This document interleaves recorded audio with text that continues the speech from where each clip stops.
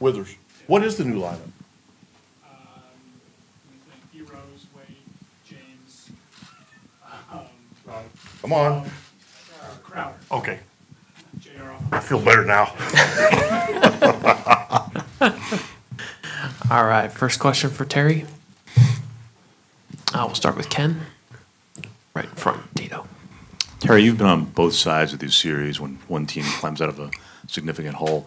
Do you think that team, the Yankees in this case, have any sort of edge? I think it's our responsibility and our challenge to not let that happen. I don't think it's wrong to be honest about it. I listen to other coaches talk, other managers talk. I think being honest is probably the best way to go about it. Would much have preferred us to won and move on. We didn't do that. Now, saying that, we have a really exciting game tomorrow that's in front of us. I think the day off helps us. We can regroup a little bit.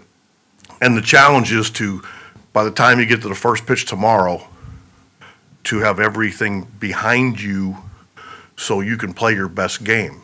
And we started doing that last night right after the game. We met real quick after the game. Millsy and I talked during the game, as we always do. And the idea is to move forward, just like we say when we've won a lot in a row, we don't look back. So that's the same idea now. And just watching the guys show up today, we'll be in a good place tomorrow. We're playing a good team, and we respect that. They've showed that. But our challenge is to play the best game we can, and I think we will. Right here in the first row. Could you give us an update on Edwin Encarnacion? Will you have him tomorrow? I think so. We're going to obviously go through the workout. He's been hitting off the machine already, and we're going to have him go out and run just to see where he is running-wise. He was never exactly our biggest base-stealing threat, but we want to use common sense. So when we go out, we're going to go out at 4, and he'll do some running, and we'll kind of gauge where he is. But I think he's going to be okay. He was, last night during the game, he was hitting and moving around a little bit, so I bet you he'll be okay. Just to follow, when you saw the injury, did you think it would be possible to have him back this quickly? Well, I kind of said all along what I've said. Believe me, when I tell you, when I talk in these things, I mean it. I don't know how else to answer that. When you guys ask me a question and I answer it, that's why I answer it. So, and I've been answering it every day, so yeah. To your left, Tito, in the fourth row. You always want to win a series as quick as humanly possible, but is there any solace in your decision-making that with the game of the year, season hanging in the balance, that you got the guy you want pitching? I think I know what solace means. I'm not exactly positive. I'm close. I don't know that solace is the right word. I think we tried to be prepared for just about every scenario that could be thrown at us. And I think we feel real comfortable with how we went about everything. And we wanted Kluber if we got to this game. We got to this game. Again, I understand you guys have a job too, and I respect that to a point. But we have a lot of information at our hands that we're supposed to have, and we make the best judgments for our ball club always. And I'm comfortable with where we are. On the right aisle, Jordan. Tito, just with the importance of tomorrow's game, will you consider any type of defensive changes to kind of maximize the offense? We got a couple things going. One, we're certainly going to check on Edwin. We also need to check on Gio. He showed up a little more sore today. That ball kind of attacked him last night. So we just want to, we'll make a run through the entire group just to make sure we're okay. I've got about 4 lineups down there just because there's a lot of either ors. And we'll figure it out, though. On the left, fifth row, Eric. Terry, you've seen CC Sabathia for a lot of years. What have you seen in terms of the transformation that he's had to make from in his prime to, what he is now as a 37-year-old? When you saw him younger, boy, he was, he still does it actually. He probably doesn't feel this way, but when he throws, it looks like it doesn't hurt. You see a lot of pitchers out there that have logged innings and they've changed their mechanics and things. He's always had such a pretty arm swing, and he's got such a nice feel for the ball. He can manipulate the ball a lot. He doesn't have the power that he did, which I think is natural, but he's got a really good feel for pitching. We're going to have to lay off the breaking ball that's the strike to ball breaking ball. We've been a little over aggressive this series. We've gotten in up where we're chasing fastballs up and then we're swinging at breaking balls down. We're going to have to do one or the other. And CC's been doing this a long time. And if you don't make him stay in the zone, he will exploit that. To your right, Tito. Tom? Tito, Corey said he needs to change everything tomorrow from how he pitched in game 2. What stood out to you about that outing, which was kind of stunning to everyone? I thought from the beginning he was having a hard time finding his comfort level in his mechanics. And I think it actually had gone back a couple games. He was getting a little low on that, kind of sitting on that backside. And I think there's reasons for it at times.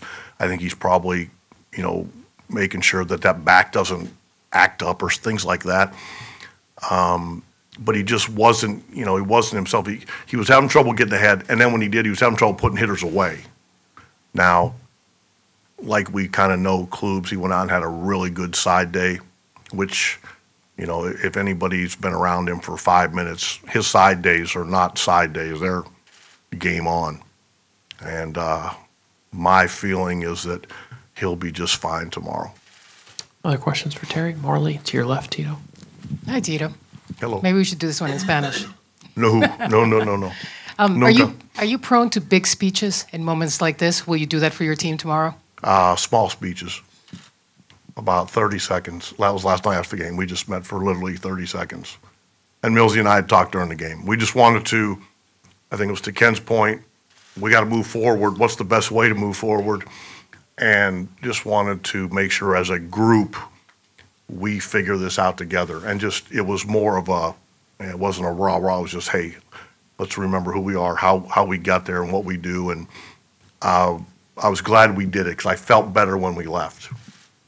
You might as well start heading in the right direction as soon as you can. Not let guys think about it all night and everything like that. And, and I was pleased that we did that. Michael, can I follow up just real quick? So it's fair to say that the last game was not a representative of who you are? Well, I mean, we were a little sloppy defensively. I never question our will to keep playing.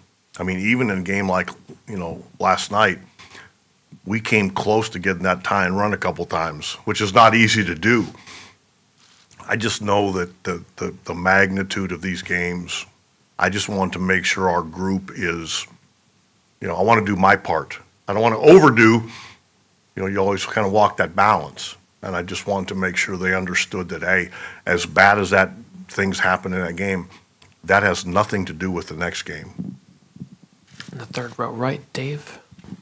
Hey, Terry. Girardi said last night that the Game 2 loss for them was as difficult as he's ever had as a manager. With the way they bounced back, it was a great game, obviously, in 3, 1-0.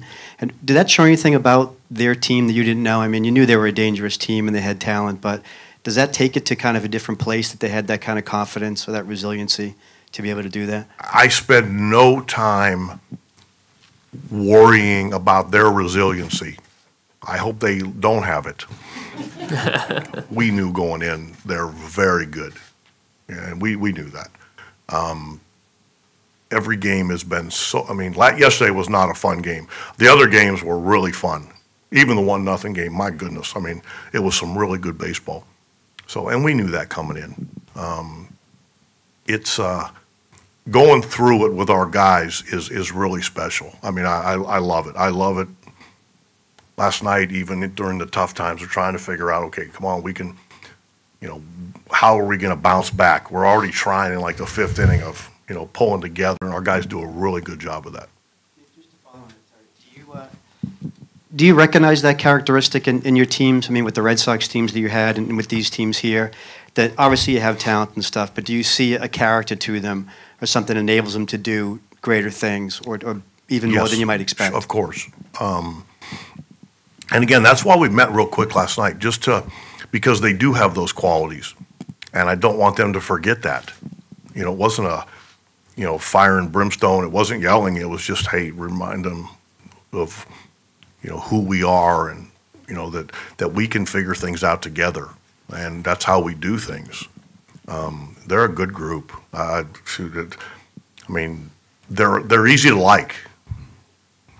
Oh, I think 3 last ones, Anthony. Terry, been through so many postseasons, but take back to 2004. What happened in that series against the Yankees, did that change your outlook on what can happen within a series, or did you always know that there was, that anything can happen within a series? You know what? I never have gotten too shook up in, thinking like that. That's for you guys to do. Our job is to just win the game we're playing. If you do that, it makes it a lot easier. When you get put in these situations, the coaches, myself, the players, we have something to fall back on. What's our goal? To win the next game. That's always the goal. So it doesn't change tomorrow. So I think it really helps when you play the whole season that way. You're in the first row. Has Jose Ramirez been pressing, do you think? And if so, what can you do to get him to just relax and whatever like he was during the regular season? Wait, I'm going to give him like a Xanax or like... Oh, I mean, he's mechanically, he's a little bit off. I think we talked about this the other day. When you're not exactly perfect mechanically and then you face a guy like Tanaka who's got a ton of deception and movement, it exacerbates it. But he's one of the best hitters in the game. We believe in those guys. For us to get where we're going, those guys will help us get us there. It's not always going to be 72 and sunny. We realize that. You got to fight through it together, and that's what we intend to do. Oinsy in the middle. Tito, were you encouraged at all? Were you encouraged about Brantley getting ahead last night, and do you think he'll be in the lineup tomorrow against Sabathia? Yeah, I don't know about that one. Some of it may depend on who's available. Sabathia's been tough on him historically anyway. We may be better off having him on the bench. I haven't quite worked through that yet. Obviously a lot hinges on Edwin. But I did think he lined out once. He got the base hits right. I thought it was a lot closer to Brantley. We'll start wrapping up with Dan. What's the challenge, if there is one, after you guys lose 3 straight to close out the World Series last year, now you lose 2 straight to close out this series, of guys not pressing and thinking too much about that? Because we don't view it like that. I think if you viewed it like that, you could set yourself up to press. We play every game like it's our last game. That's the hope. And our group does a good job of that. I think there's so many things that are within a game that, sometimes between winning and losing is so little margin. Like the other night, if Judge is 6'2", we win. And everybody's like, my God, you guys swept them. There's a lot going on in between that I think people lose sight of. I don't think you're just either dumb or smart or good or bad. Sometimes there's some gray there.